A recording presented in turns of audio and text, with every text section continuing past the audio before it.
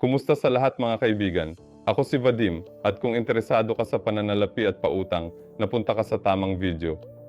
Ngayon sasama tayo sa isang mundo ng mga posibleng pinansyal. Tingnan natin ang tatlong plataporma para sa pautang na tutulong sa iyo maabot ang mga layunin mo sa pinansyal. Gusto mo ba malaman kung anong serbisyo ang nagustuhan mo at bakit? Bago magsimula, mag-like, mag-subscribe sa channel at tignan ang mga link sa iba't ibang platform na makikita sa description ng video na ito. Huwag tayong magpatagal at magsimula na. Ikatlong pwesto sa koleksyon kinuha ng Fee and Bro. Ang internet ang pinakamahusay na tampok ng pagsasangla ng pera ngayon sa pamamagitan ng online. Ang Finbro ay isang sikat na online lending platform na nagbibigay ng tulong sa mga Pilipino na kulang sa pera. Kung naghahanap ka ng potensyal na mangungutang, tutulong sa iyo ang kumpanyang ito. Ang max na kredito sa Finbro ay 5,000. Maaari kang magbayad ng utang hanggang sa 12 buwan. Ang normal na porsyento ng interes batay sa kalkulator ng nagpapautang ay 6%. Ngunit para sa inyong unang pautang sa Finbro mula sa 5,000 piso, ang interes ay 0%. Magsumite ng aplikasyon para sa pautang sa Finbro gamit ang iyong smartphone o laptop. Pumunta sa website para sa proseso ng pagpaparehistro. Legal ba ang pautang ng Finbro? Ito ay tamang tanong dahil tungkol ito sa pera at personal na impormasyon. Oo, ang Finbro ay legal na nagtatrabaho sa Ukraine. Si Sophie Landing, inakumpanya ng Finbro, ay rehistrado sa Komisyon ng mga Pampers at Palitan, nagbibigay ng seguridad sa mga transaksyon sa pinansyal. Hindi katulad ng consumer loan sa bangko na humihiling ng maraming kinakailangan, ang Finbro ay kailangan lang ng valid ID at mga selfie. Maaaring gamitin ang pondo sa credit para sa iba't ibang layunin tulad ng serbisyo, produkto, edukasyon, at iba pang gastusin. Kung unang pautang sa Finbro ay 5K piso o higit pa, bayaran ang mga interes na nagpapadali ng pagbabayad.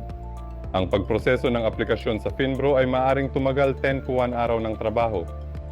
Kapag ang iyong aplikasyon ay aprobado, matatanggap mo ang pera sa parehong araw. Gayunpaman, maaaring hindi angkop ang Finbro sa iyo dahil sa mga sumusunod na dahilan. Max na halaga ng pautang ng Finbro ay 50K. Hindi pinakamahusay para sa malalaking gastusin tulad ng pagkumpuni ng bahay o pagbili ng kotse.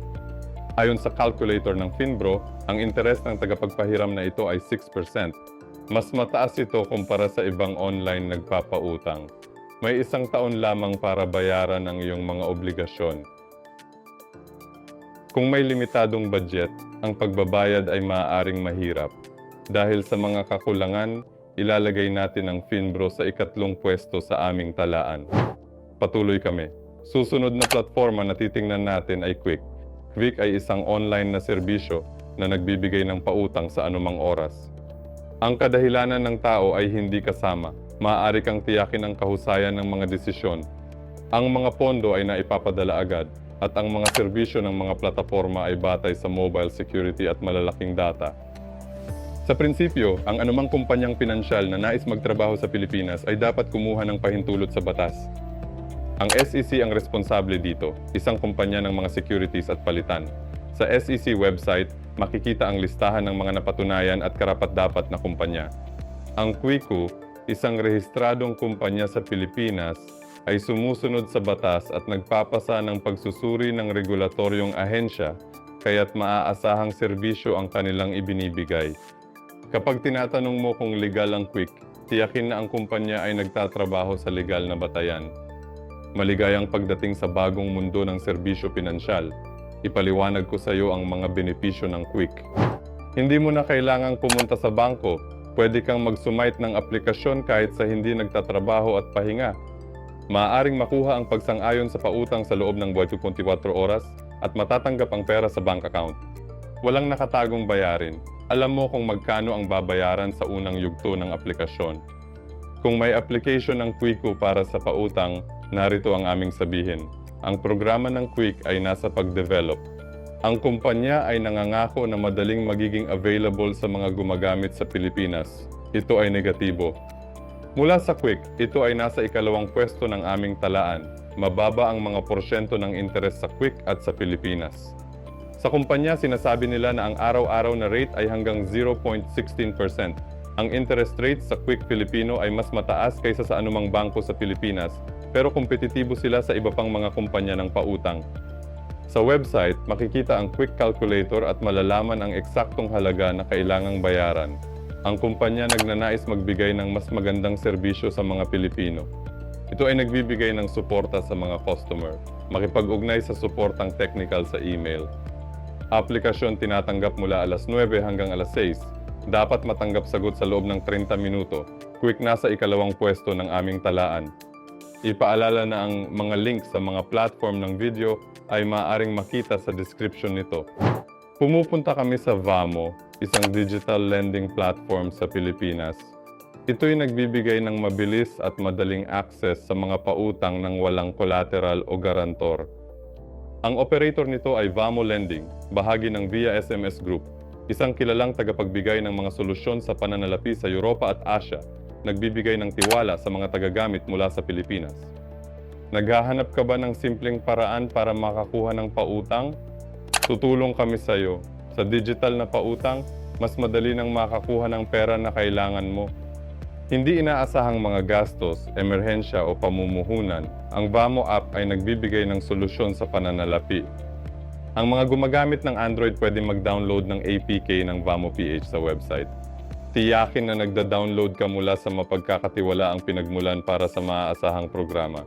Ang SEC ay pumayag na magtrabaho sa Pilipinas ang kumpanyang papel at palitan na Vamo. Nagbibigay ng pinakamataas na seguridad, kaya hindi mo kailangang mag-alala sa legalidad ng kumpanya. Ang Vamo Calculation ay isang powerful tool ng Vamo Philippines na nagbibigay ng oportunidad sa mga gumagamit na maunawaan ang mga opsyon ng pautang at mga plano ng pagbabayad. Gamit ang kalkulator ng Vamo, maaaring gumawa ng desisyon sa pinansya batay sa eksaktong kalkulasyon ng mga tao. Naiintindihan ng Vamo na ang pera ay maaaring magbago at kailanganin mo ng mas malaking utang. Pagtaas ng kredito sa Vamo ay posible kung sumusunod sa ilang kriteria ng kaligayahan. Maging mamamayan at naninirahan sa Pilipinas. Edad, 18-70 taon. Dapat kang maging Pilipino. May pinagkukunan ka ba ng kita, bank account o digital wallet? Upang matiyak na sumusunod ka sa mga kinakailangan, madagdagan ang iyong pagkakataon sa pagkuha ng pautang sa Vamo. Mahalaga na magbigay ng tamang at totoo na impormasyon sa paghahain ng aplikasyon para sa mabilis at epektibong pag-aproba. Lagit maging responsable sa posisyon, piliin ang halaga ng pautang na tugma sa kakayahan at pangangailangan.